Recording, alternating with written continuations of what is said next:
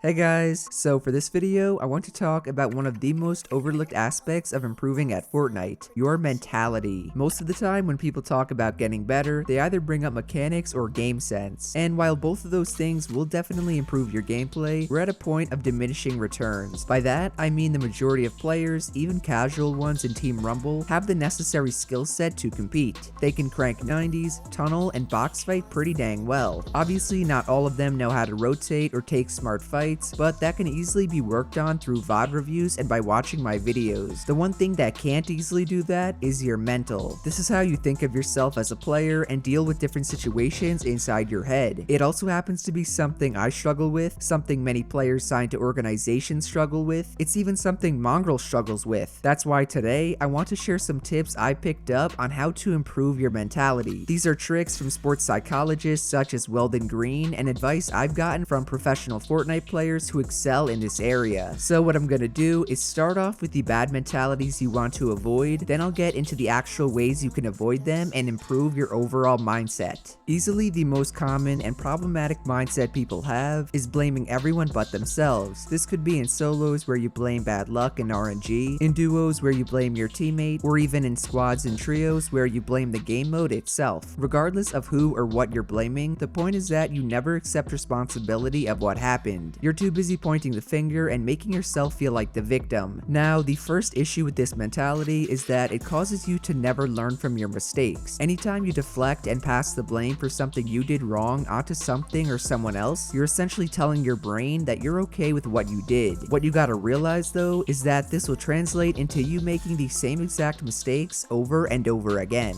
Even more alarming, however, is the second issue with this mindset known as tilting. Tilting is by far the worst outcome of any mentality you can have, both in and out of game. What it refers to is becoming frustrated from a mistake or an unlucky occurrence, and as a result of your emotional distress, playing less optimally. A good example would be like dying to a heavy sniper, raging, and playing worse the next game because you're still pissed off from the game before. This then creates a snowball effect where you keep playing poorly, keep making mistakes, and keep raging until you completely ruin the cash cup or test event you were playing in. One very important distinction regarding tilt is that you usually know when it's happening. You can quite literally feel yourself getting angry and ready to break something or punch a wall. We really can't say that about people not learning from their mistakes, because if they did, then it wouldn't be a problem. So while the two of them are big issues, they cannot be solved the same way. The next mindset I want to touch upon is what I'll call Mr. Overconfident. As the name implies, it's basically someone who thinks they're better than everyone else. They think everyone they fight in game is a bot and that they shouldn't listen to anyone else's advice since that person is not as skilled as they are. Usually I wouldn't find an issue with this sort of mentality because you do want to be confident in your own abilities, but there's a fine line between being confident and being overconfident or cocky. The problem with the latter version is that those people never actually improve. When they die, they say the other person got lucky or that they weren't trying themselves, which is similar to the deflecting we talked about before. Then the other thing they do is scoff at any form of guidance or constructive criticism. If one of their friends or teammates told them they did something wrong, they'd ignore it because they think they know more than their teammates. As a matter of fact, those people are probably leaving a hate comment as we speak because they have more earnings than me and they believe that someone who's not as good cannot give them advice. Unfortunately for those people, their mindset is the reason they don't have more earnings and aren't even better than they currently are. So while it may be true that players with this mentality are very good at the game, they'll never reach the top without humbling themselves first. The final detrimental mindset I want to bring up is the opposite of the last one, aka thinking you're not good enough and being underconfident. I'm sure most of you guys know players like this who are always feeling sorry for themselves. They're constantly saying they suck, that they'll never be able to improve, and that they just cannot get better. I recently talked about this type of mentality in my video on Mr. Savage because of how confident he is, but to reiterate what I said, putting yourself down will not make you play better. If anything, it will actually make you play worse since you'll play afraid and won't play to your full potential. The reason I know this is true is because I've fallen victim to this mindset in the past. Most of the time it's been after I get dookied on by a pro or someone that's better than me, and rather than using it as motivation, I dismiss it by saying I don't play enough to reach their level. Deep down I know that's not true, but it's a lot easier to tell myself that than it is to grind and find more time to play while doing YouTube. So the good thing is that this mindset can easily be fixed. It just just depends on how willing the person is to change it. Speaking of changing your mindset, let's move on to the actual tips for improving your mentality. The first is a pretty weird one from Benji Fishy that you can use to stop tilting. What he says is, it might sound dumb, but if I die in a dumb way, like I miss an easy shot or something, I like to think that I actually just got headshot sniped and there was nothing I could have done about it. Before you say anything about how 200 IQ that is, be aware that is basically the first bad mentality we talked about. What Benji's doing is taking the blame that should be on himself and putting it elsewhere. The reason I'm saying it's a tip and that it works though, is that he's not turning his frustration into anger. He's simply saying there's nothing he could have done about it. That's a very important distinction when it comes to your mindset and dealing with tilt. The science behind it says that tilting only comes from being frustrated about the prior situation. Therefore, Benji's advice is to avoid the frustration by thinking it was out of your control, thus stopping the tilt before it starts. The other important distinction Benji left out is to make sure after the game or cash cup ends and you've successfully avoided raging, that you review the mistake you made. Benji doesn't just immediately get offline and forget about the bad rotation he made. He goes into replay mode or his stream VOD and figures out what he did wrong and why. So you essentially want to think of this trick as a short-term solution to tilting and putting yourself down. Do not, and I repeat, do not use it and never look back. If you do, then you're just going to develop the blaming mentality I said to avoid and make things even worse in the end. My second tip, which can be used to avoid the overconfident mindset, is to treat everyone you fight in game as a controller player with 240 FPS. Again, I know it sounds stupid, but trust me when I say it works. By thinking everyone is a controller player, you're gonna play much smarter and safer. You don't want to necessarily play scared like you would if you thought every opponent was Benji Fishy, but you're banking on the fact that they can 200 to 0 you at any second. This will force you to make smart peeks, not take 50-50s or bloom battles, and play more cautious. On top of that, it will hopefully bring you back down to earth and make you realize you are not invincible. Just because you can edit faster or pull off more advanced retakes than everyone in the lobby does not mean you're gonna win every fight. All it takes is one fat pump to send you back out of the game. That's why you want to be confident but not overconfident. Even Mr. Savage, who is extremely confident and in my mind the best player in the world, does not believe he's the best. He knows he's one of the best, but he also knows that there's still room for improvement and ways to get better. So no matter how insane you or someone you know is at the game, remind yourself or them that there will always be someone out there that is better. Second to last tip, this time to avoid the underconfident mentality, is to put yourself into high stress environments as often as you can. Way too many people think you can just magically become more confident in nerve-wracking situations. They see pro players like Ghost Bizzle clutch up in huge events and think they'll randomly be able to do the same thing. In reality though, that's just not true. Players like Bizzle have been in those intense situations hundreds and maybe even thousands of times. They scrim every single day, they play arena every single day, and they 1v1 other top tier pros every single day. Of course you're gonna shake and be nervous during tournament games if you've never played in one before. You're straight up not used to the environment and have no idea what to expect. In Bizzle's case on the other hand, he's been in that position and knows exactly what to do to succeed in it. So as obvious as it may be, the only way you'll become less nervous and more confident is to force yourself out of your comfort zone. For tournaments, that means playing in scrims. For fighting against good players, that means pushing everyone you see in arena. And for your general mindset, it means losing and becoming okay with defeat. At the end of the day, this is just a game, so play to win, but don't care if you lose, because if anything, you can learn from it and it will help you improve. The final way to improve your mentality is to make sure you play Fortnite casually. If we're gonna be honest for a minute, grinding scrims, customs, box fights, and arena can get very tiring. Plus, since there's been no tournaments or events announced by Epic, it can get very demotivating as well. My advice to beat that bad negativity is to fit some time in your practice schedule to have fun. Join some late night squad fills or kick back and play with your friends. Either option will make you feel a lot better about your practice and remind you why you fell in love with Fortnite in the first place. Additionally, if you're really not having any fun playing, probably because of skill-based matchmaking, realize it's okay to take breaks. Not only will this rejuvenate you and make you want to grind again, but it will also help you avoid getting burnt out. I've personally been burnt out numerous times from YouTube, school, and Fortnite, and the only thing that got me back on track was taking a break. In my case, it was only a day or two, but for some of you guys, it may be much longer. Just don't rush yourself or put a time limit on how long you need to take off. Because remember, Fortnite is a video game and will always be there for you to come back to. What won't be is your mindset, your mentality, and your will to grind unless you take breaks and play casually.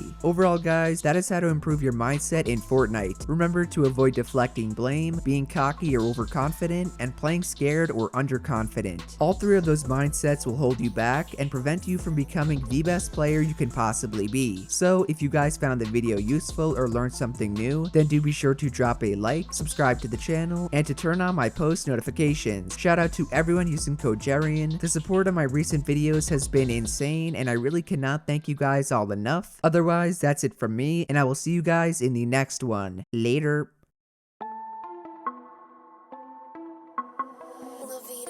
On the beat, sound production.